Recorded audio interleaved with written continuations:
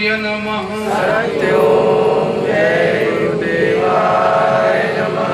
सत्यों जय गुरुदेवाय नमः। सत्यों जय गुरुदेवाय नमः। सत्यों जय गुरुदेवाय नमः। सत्यों जय गुरुदेवाय नमः। सर्वस्त्र विद्यमान परम पूज्य स्वामी जी महाराज, परम पूज्य महान संत सम्राट जी महाराज के श्री चरणों में प्रणाम। आदि गंगा माता गोमती के श्री चरणों में प्रणाम। 88,000 ऋषियों की इस पावन तपोभूमि को कोटि कोटि प्रणाम। सांध्य वेला के रात के आरंभ पहर में अंतर ध्यान योग साधना शिविर में बैठे हुए मेरे गुरु भाई बहनों, माताओं, बड़े बुजुर्गों, बच्चे और बच्चियों, आप सभी को सादर सत्यों जय गुरुदेव। आज हम आप सब सतयुग तीर्थ की इस पावन धरा पर इस अंतर ध्यान योग साधना शिविर में बैठे हुए हैं। कल गुरु पूर्णिमा का पावन पुनीत पर्व है और ये प्रत्येक वर्ष आता है, हमें आपको एक नया रास्ता दिखा करके और चला जाता है। हम आप सब अपने गुरु के पास जाते हैं, उनके अमृतमय रूहानी सत्संगों को आत्मसात करते हैं और उनके द्वारा बताए हुए रास्ते पर चलने का हर संभव प्रयास करते हैं। मेरे प्रेमी जनों, यह एक ऐसा रास्ता है जहां से हम चलते हैं और जहां ये रास्ता रुक जाता है, इसी रास्ते के बीच में हमें गुरु का साक्षात्कार होता है और हम गुरु के श्री चरणों में लौट जाते हैं। यही हमारे सनातन की वो मर्यादा है, गुरु और शिष्य की वो परंपरा है जिसका निर्वहन गुरु भी करता है और शिष्य भी करता है। इस परंपरा का जब तक लोग निर्वहन करते रहे, एक से एक वीर, एक से एक कर्मयोगी और एक से एक सन्यासी और महात्मा इस धरातल पर आते रहे और जाते रहे। कलिकाल की इस तपिश माया का एक नया नवेला घर मानव समाज को दिग्भ्रमित कर दिया। यह गुरु पर्व का आरंभ बहुत से लोगों का मत है कि वेद व्यास जी ने अपने समय से अपने गुरु को याद करते हुए इस परंपरा का आरंभ किया था और सभी संत महात्माओं से आह्वान किया था कि आप जो है साल भर के इस पर्व में जब आपके बच्चे बच्चियां, आपके शिष्य या अनुयायी आपके पास आएंगे और आपके श्री चरणों को पकड़ेंगे और आपके चरण रज माथे लगाएंगे, तो साल भर में उनके द्वारा किए गए जो उनके ऊपर पाप कर्म का कर्जा लग गया है, उस पाप कर्म के कर्जे को आपको काट देना पड़ेगा। उसको आप अपने ऊपर ले लेंगे और अपने त्याग और तपस्या के बल से उसको समाप्त कर देंगे। यह ऐसा लोगों का मानना है। लेकिन मेरे प्रेमी जनों, आदिकाल और अनादिकाल में यह परंपरा का आरंभ हुआ ये इस तरीके से आरंभ हुआ जब पहले संत के रूप में ब्रह्म ऋषि निरत्वा का आगमन हुआ। निरत्वा का अर्थ क्या होता था? जो नीर की उस धारा में अपने तत्व को बहाता चलता था उसे कहते थे ब्रह्म ऋषि निरत्वा। कि उस समय उतना बड़ा फैलाव नहीं था, उतना बड़ा धाराएं नहीं थी, तो उस नीर की धारा को वो बहाते चलते थे और उस समय के लोग उनके पीछे चलते चले जाते थे। एक दिन ऐसा समय आया जब लोग एक जगह बैठे हुए थे और उन्होंने आसमान की तरफ देखा और देखने के बाद ये कहा कि आज हमारे गुरु बृहस्पति देव हमें एक धारा की एक किरण बहा रहे हैं जो हमारे इस ब्रह्मांड में समाहित हो रहा है। अब इस ब्रह्मांड में समाहित होने वाली चीज, इसको हम फैलाऊं कैसे, बांटूं कैसे? तभी आकाशवाणी होती है, हे देवत्व, हे ब्रह्म ऋषि, इसको फैलाने का एक ही मार्ग है कि तुम्हारे पास जितने भी लोग बैठे हुए हैं, जो भी तुम्हारे चरणों में लौट जाएगा उसको शक्ति का संचार हो जाएगा और वह व्यक्ति ज्ञान की अविरल धारा में बहने लगेगा। और जब वो ज्ञान की धारा में बहने लगेगा तो मानव समाज को, पशु पक्षियों को, जीवात्माओं को एक नया ज्ञान को बांटने लगेगा। ये वही से एक गुरु परंपरा का आरंभ होता है।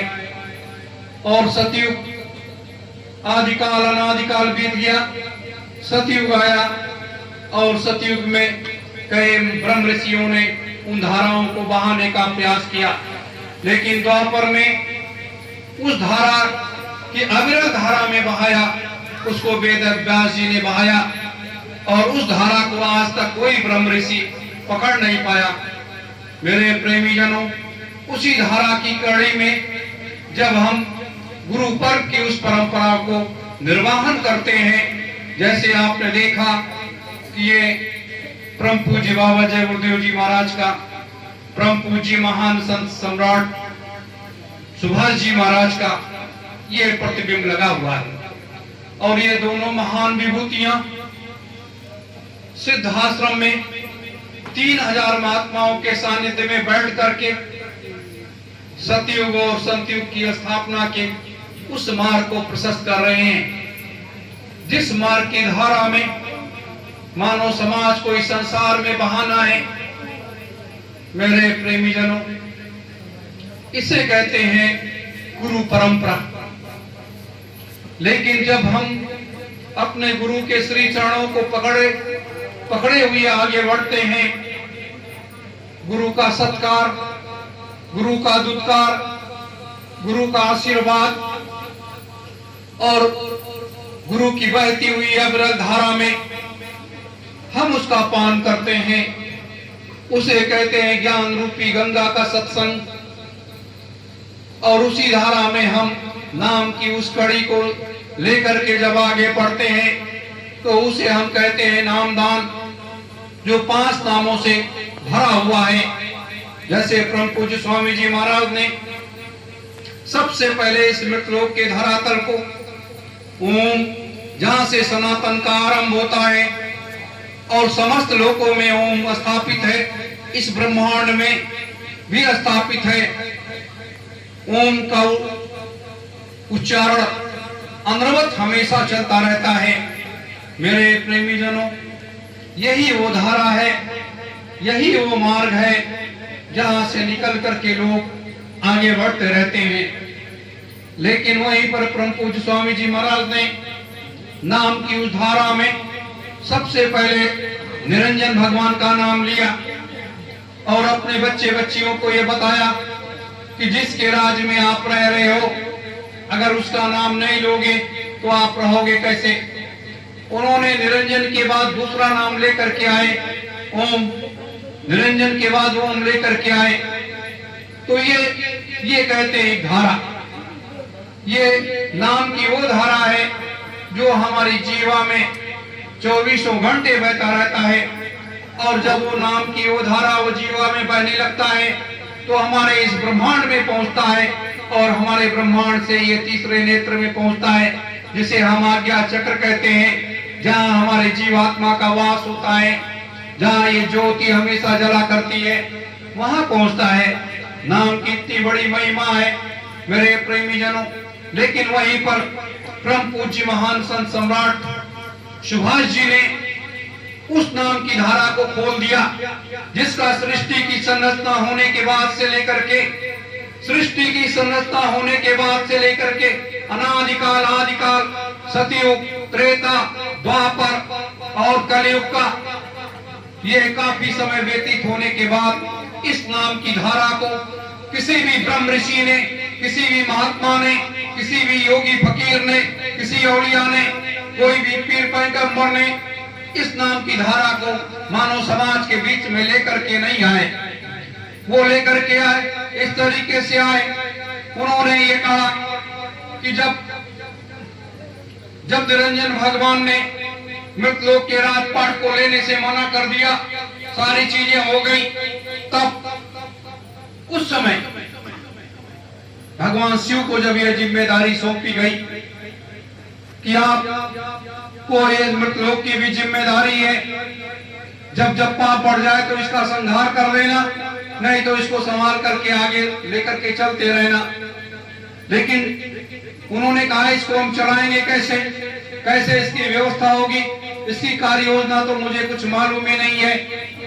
तब अपने उपदेश में निरंजन भगवान ने भगवान शिव को वो उपदेश दिया कि जो क्षणिक स्वादिदेव धारा, क्षणिक स्वादिदेव धारा, इस शब्द का पहला शब्द ये उच्चारण किया जब निरंजन भगवान ने, तो क्षणिक स्वादिदेव धारा का अर्थ जब पूछा भगवान शिव ने, तब उन्होंने कहा, तब निरंजन भगवान ने कहा कि शिव शक्ति रूपा धारा अंतर जगत मुझ पाया, यानी अंतर में तुमको मुझे जपना है और मुझ धारा की वो रूप अधारा।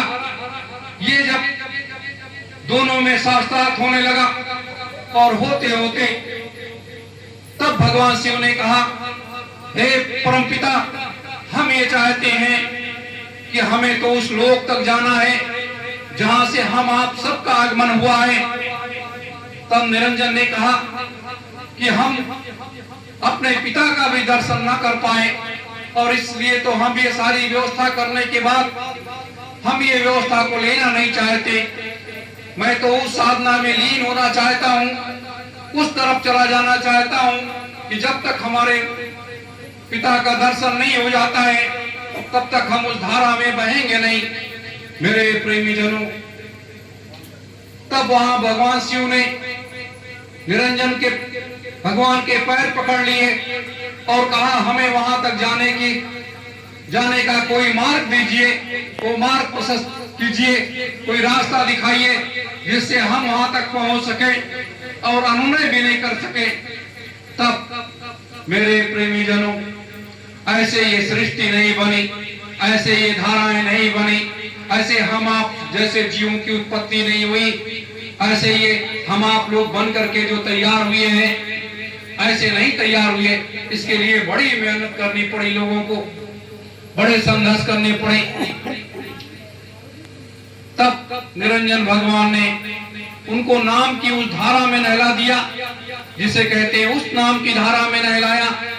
सबसे पहले परमपिता परम पुरुष सतपुरुष भगवान का नाम लिया, सत्योम नाम सतपुरुष का, सत्योम, और दूसरा नाम फिर याद किया, उसी पिता को याद किया, सतपुरुष सत्य राम, राम अनंत में व्याप्त था। सत्योम सतपुरुष सत्य राम, सत्य नाम और सत्य गुरु, गुरु के स्थान को उन्होंने बनाए रखा। इसलिए पांचवें स्थान पर गुरु को लेकर के आए कि गुरु का श्री चरण सबसे पवित्र होता है और गुरु के चरणों में अमृत बरसता है। जैसे उनके जीवा से अमृत बरसता है, गुरु के श्री चरणों में वो सारी शक्तियां समाहित होती हैं। जैसे हमारा ये हाथ गुरु के चरणों पर स्पर्श होता है, हम गुरु के उन शक्तियों को अंतर में आत्मसात कर लेते हैं और माया का जो हमारे ऊपर बोझ लगा होता है वो समाप्त हो जाता है।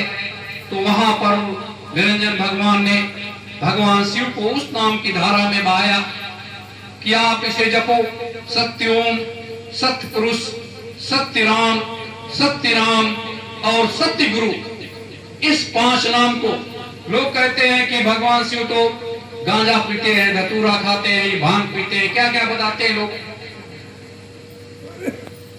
जो महाप्रभु एक बार साधना में बैठ गया, साल भर, 2 साल, 3 साल, 5 साल अनवरत वो ध्यान में बैठे रह गए, वही एक ऐसी शख्सियत है जो सुमिरन, ध्यान और भजन तीनों एक साथ करते हैं। मेरे प्रेमी जनों, वो नाम जपते जपते वो समस्त लोकों में उनको स्थान मिला और जब परम पिता, परम पुरुष, सत्पुरुष भगवान के श्री चरणों में वो जाकर के लौट गए और अपनी नेत्रों से उन्होंने उनके चरण धुल दिए, तब परम पुरुष, परम पिता, सत्पुरुष भगवान ने उनको उठाया और गले से लगाया और ये कहा कि अब समस्त लोगों में आप विचरण करिए और सारी व्यवस्थाओं को देखिए। तब एक विनय किया उन्होंने कि हे परम पिता, हम ये चाहते हैं कि जिस तरीके से आपने मुझे यह स्थान दिया है उसी तरह से निरंजन भगवान को भी एक स्थान आप अपने अंतर में दीजिए। तब परम पुरुष, परम पिता, सत्पुरुष भगवान ने कहा, हे शिव, मम समकम कर्मम देखा, नयन विसारे ज्योतिनि प्रकाशा। ये बहुत लंबा दृष्टांत है मेरे प्रेमी जनों। तब उसमें फिर शिव ने कहा कि हे परम पिता, हम इसको समझ नहीं पाए। तब सत्पुरुष भगवान ने कहा, उनका कठोर तप ये समस्त लोगों को एक ताकत देता है, एक रास्ता तैयार करेगा। और जिस सृष्टि की संरचना करके मृतलोक के धरातल को तैयार किया गया है, वहां आने वाले समय में इसकी आवश्यकता पड़ेगी और जब आवश्यकता पड़ेगी तभी ये मार्ग प्रशस्त होगा। मेरे प्रेमी जनों, वो दौर था, वो समय था, तो 8.5 लाख वर्ष की साधना करने के बाद आज हम आप कहते हैं कि एक दिन में 1 घंटे की साधना में गुरु प्रसन्न हो जाता है, भगवान प्रसन्न हो जाते हैं, देवी देवता प्रसन्न हो जाते हैं। लेकिन नहीं, जैसे हम आप सब इस गर्मी में बैठे हुए हैं, क्यों? इसलिए बैठे हुए हैं कि हम कुछ बताएंगे, आप उसको सुनेंगे, आप उसे आत्मसात करेंगे। हो सकता है वो सतमार्ग का मार्ग हो, आपको रास्ता मिल जाए। मेरे प्रेमी जनों, कोई चीज जब मिलती है तो बड़ी कठिन मेहनत करके मिलती है। साधना वो चीज है, भक्ति वो चीज है कि जिस पर चलते चलते लोग काफी समय तक बीत जाता है, तब कहीं उनको वो चीज प्राप्त हो पाती है। देवी और देवता भी मनुष्य का शरीर पाने के लिए तरस जाते हैं।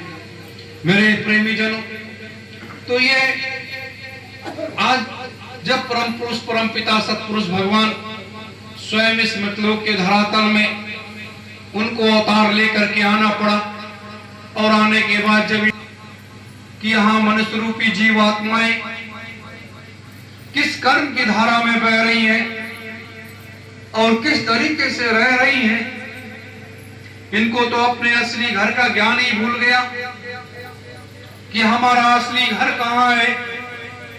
हम तो यहाँ चले आए, किराए के मकान में रह रहे हैं, और जिस दिन मकान मालिक का किराया हम देना बंद कर देंगे, उस दिन ये खाली करा लेगा। वो किराए का। भाई जब हम आप लोग यहाँ आए तो हमें 100 वर्षों के लिए व्यवस्था दे दी गई, की पूंजी हमें 100 वर्षों के लिए दे दी गई कि आप 100 वर्ष में लोग में रहिए। इस कलिकाल में हजारों लाखों वर्ष लोग रहते हैं, रहे हैं, हर एक का अलग अलग अपना दृष्टांत रहा है।